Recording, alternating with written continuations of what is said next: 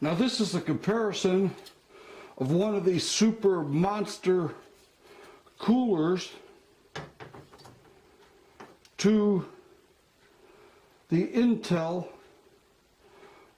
and this is what I had, the Intel, but it was overheating. But this is what I'm going to put in my computer, and that's what we're going to do today. While I'm processing a video, look at the temperature of that CPU. Look at that. Look at that. You fry eggs on it. That's too hot. Well, this is what my computer looks like. It's kind of dirty here. I just pulled it out.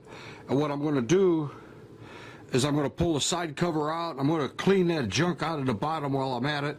There's cobwebs in there. Right now you're looking at the main processor. This is an 8-core i7 Intel processor. The motherboard you're looking at is a Gigabyte Z77. And over here we have 16 gigabytes of RAM. And here's the bottom of the cooling fan.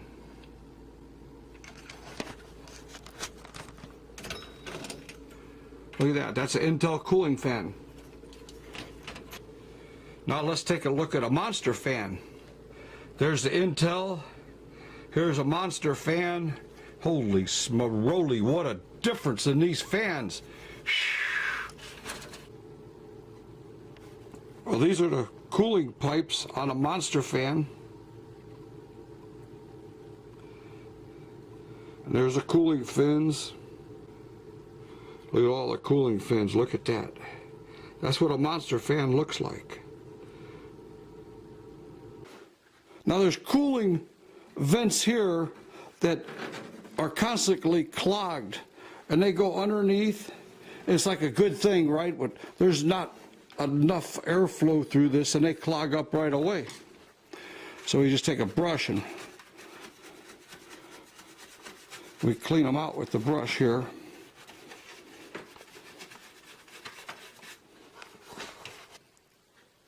The front of this case had 6 little tiny holes in it. And here's this big fan sucking against those 6 little tiny holes, and this screen that's going to get clogged up is sitting next to the floor, guaranteed to be clogged.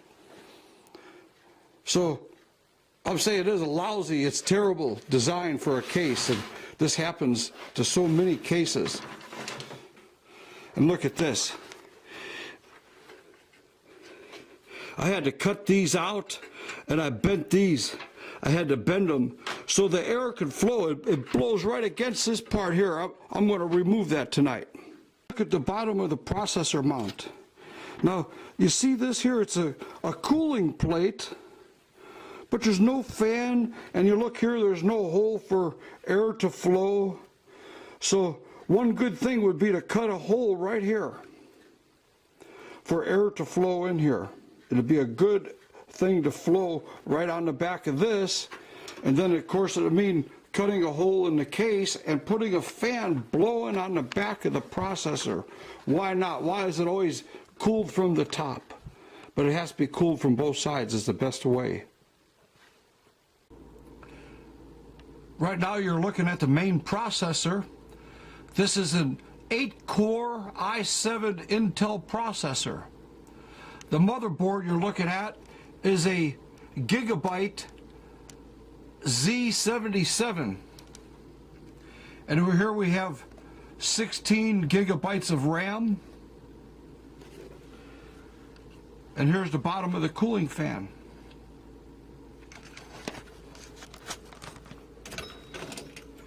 Look at that. That's an Intel cooling fan. Now let's take a look at a monster fan. There's the Intel. Here's a monster fan.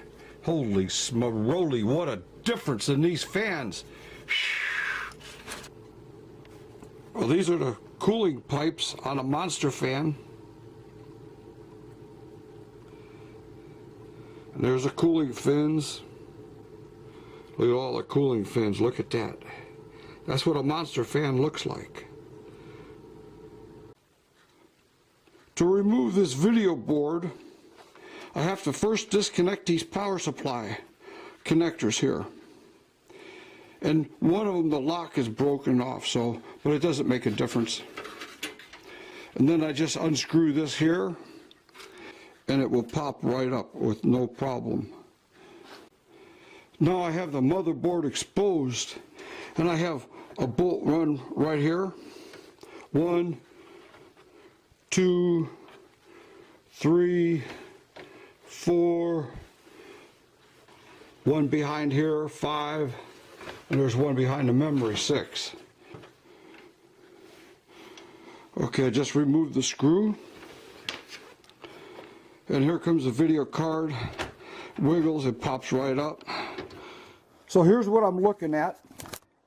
I have the new ring installed.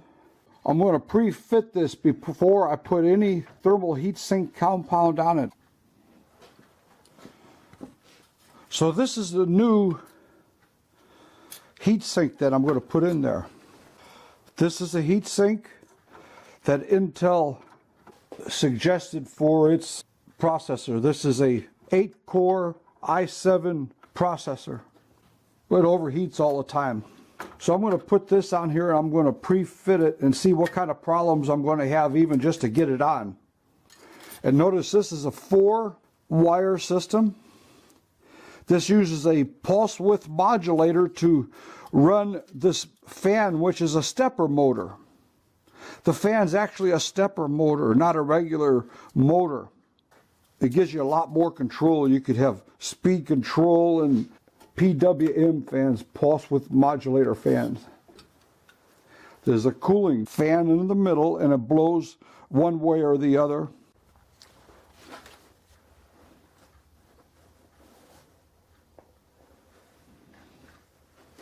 What I've done is I have a brand new thermal heat sink compound, and this is a silver compound, and this is a gold. And I don't have very much of this left, but that's what I'm going to put on first. And I'm not just going to put it on the way you normally see it, because there's a flaw in that. I'm going to eliminate the flaw, and that's why I have the rubber glove on.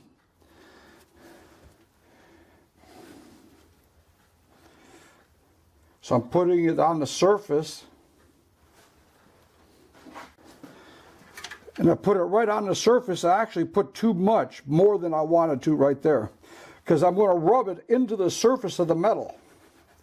Rub it into the surface of the metal. You're scrubbing into every little tiny pore, every little air pocket, every tiny molecular space. Now really, the thinner the layer, the better the conduction. So what I'm going to do is I still have some on my hand here. Let's see if we could cover this. A nice even coat. I don't want bare spots.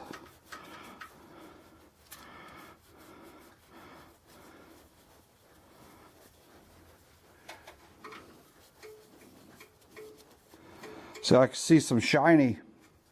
That's a little bit too thin for me. I don't want the shininess. So it's still a little thick on the processor, so I took some of it off of there. See, that's a real nice layer there. Okay, now we have the video card down. Electrical connectors hooked up.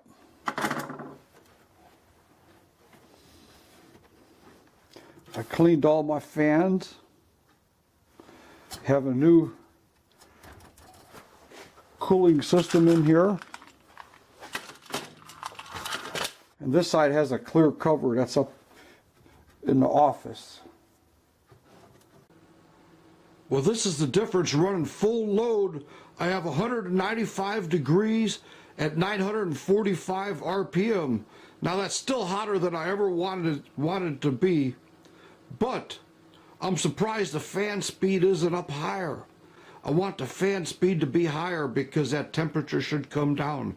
But this is a whole lot better than 212 and 213 that I see with the old cooler.